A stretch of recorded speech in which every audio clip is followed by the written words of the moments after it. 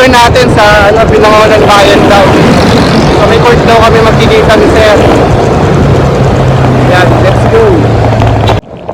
Yan, tapos pagkatapos ng Binangonan natin, mga before lunch, may deliver tayo sa may deliver tayo Makati Glorieta naman. Doon daw siya banda sa area na yon.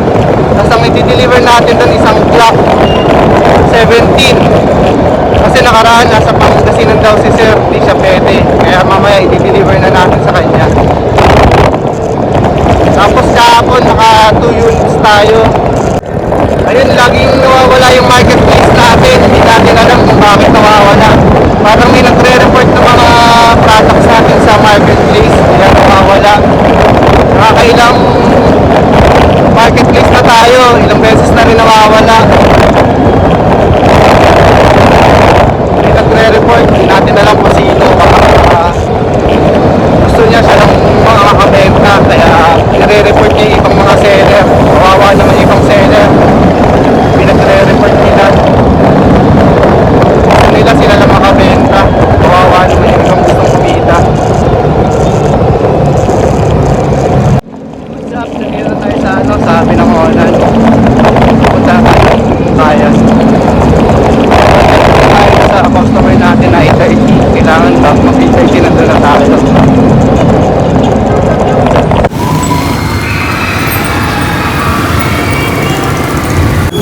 Sir, nag-away.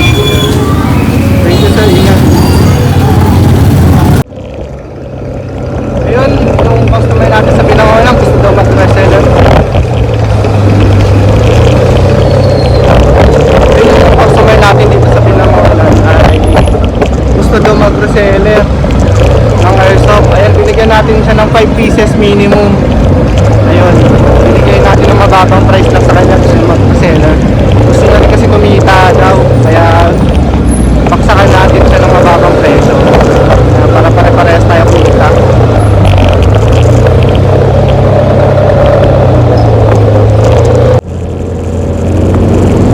Yo, what's up?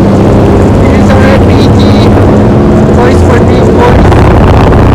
Ayun, deliver tayo ngayon ng Marikina. Nag-confirm na yung customer natin. Bali, punta na tayo sa kanila. Let's go! Dito tayo sa Marikina, kalagpas lang natin sa Macros Highway. Malapit na tayo sa Boston.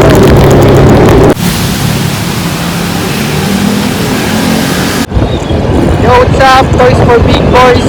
Sold 2 units for today. Yun, thank you sa mga nag-avail ng units natin.